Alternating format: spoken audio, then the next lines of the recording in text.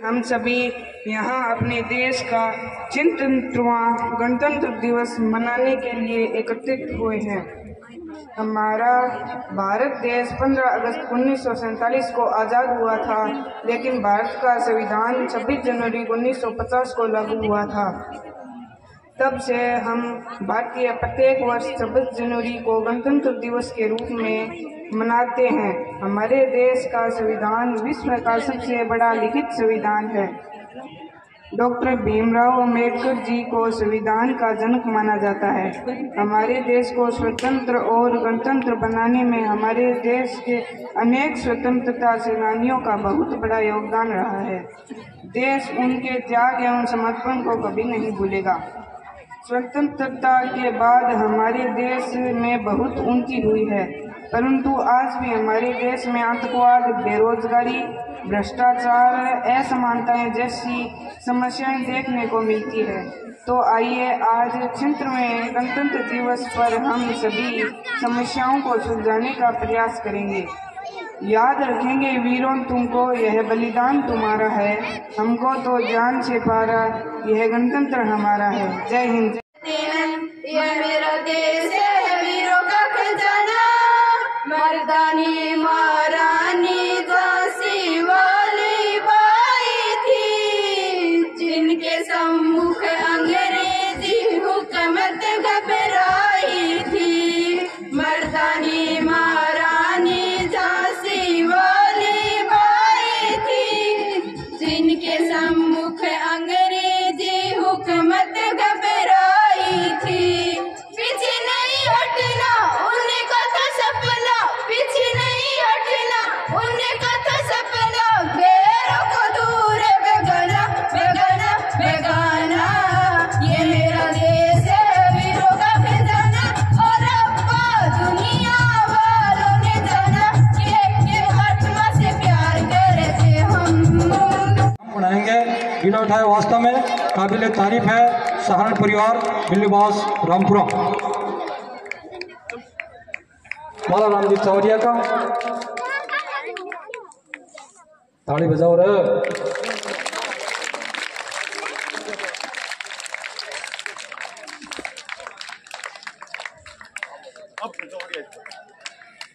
खेल करके आए हैं उन बच्चों को प्रमाण पत्र दे करके सम्मानित किया जाएगा।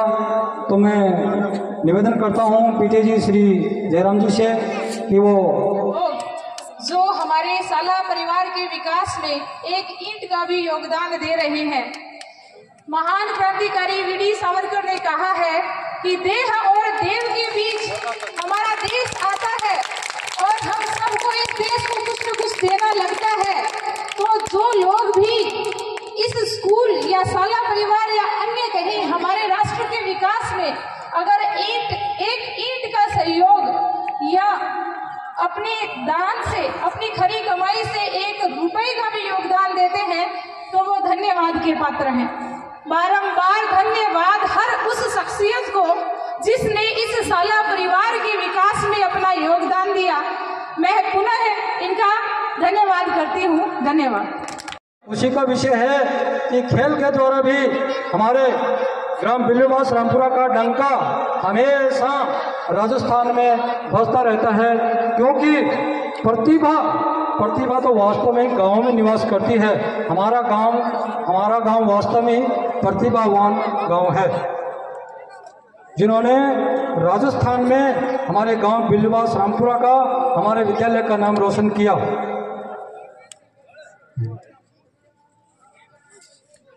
हमारे विद्यालय में हमेशा अपना श्रेष्ठ योगदान देने वाले चौरिया परिवार के अभी केवल मोमेंटो के द्वारा सम्मानित किया जा रहा है। अगली कड़ी में इनको, अगले उत्सव के समय इनको प्रशस्ति पत्र के द्वारा सम्मानित किया जाएगा। वास्तव में बहुत ही काबिल तारीफ घोषणा है। धन्य है सारण परिवार। धन्य।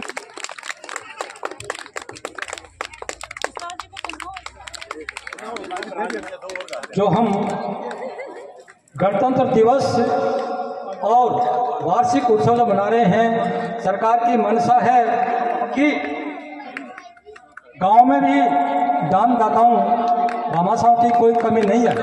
अकेली सरकार कुछ नहीं कर सकती, तो गांव के जो प्रबुद्ध नागरिक हैं, गांव के जो धनाढ़ लोग हैं, उनसे भी सहयोग लेकर के विद्यालय विकास में लाइट नहीं होती है। विगत वर्ष हम भी देख भी रहे हैं कि जो गर्मी है वो भी अपना रिकॉर्ड तोड़ रही है और सर्दी वो भी अपना रिकॉर्ड तोड़ रही है।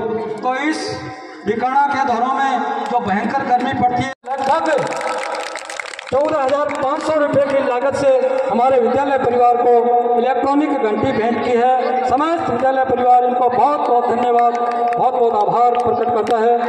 बोलिए भारत माता की।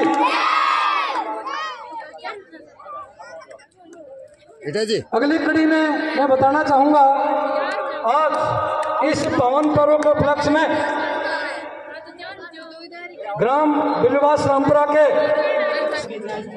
We are gathered today to celebrate the 76th Republic Day of our country, and I am both honored and privileged to deliver a speech on this significant day. Republic Day celebrated every year on 26th January holds special importance in the history of India.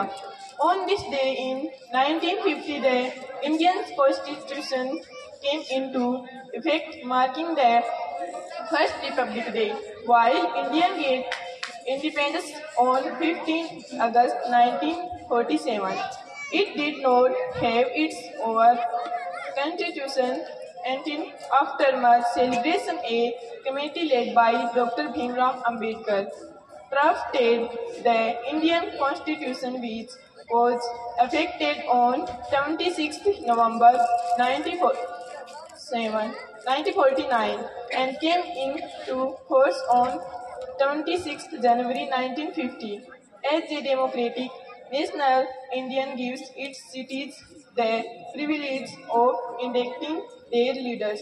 This democracy has brought tremendous progress over the years, though we still face challenges such as pollution, poverty, and unemployment on this Republic Day. Let's all pledge to be better version of selves, contributing positivity towards addressing these issues and making India a stronger, more prosperous nation. Thank you and के लिए बहुत बहुत धन्यवाद। अंत में कुछ पंक्तियां कहना चाहूंगी। लोहा जितना तपता है उतनी ही ताकत भरता है। लोहा जितना तपता है उतनी ही ताकत भरता है। मेरा कहने का मतलब ये है कि अपन को बैठे बिठाए कुछ नहीं मिलेगा, अपन को बहुत मेहनत करनी है, तपना है। पढ़ाई जो है एक साधना है, अध्ययन और अध्यापन दोनों ही साधना है। तपस्या है, उस तपस्या में खरा उतरना है। जैसे कि लोहा जितना तपता है उतनी ही ताकत भरता है। सोने को जितनी आग लगे, सोने को जितनी आग लगे उतना ही प्रखर निखरता है। सूरज जैसा बनना है तो, सूरज जैसा बनना है तो सूरज जैसा जलना होगा। नदियों सा आदर पाना है तो पर्वत छोड़ निकलना होगा।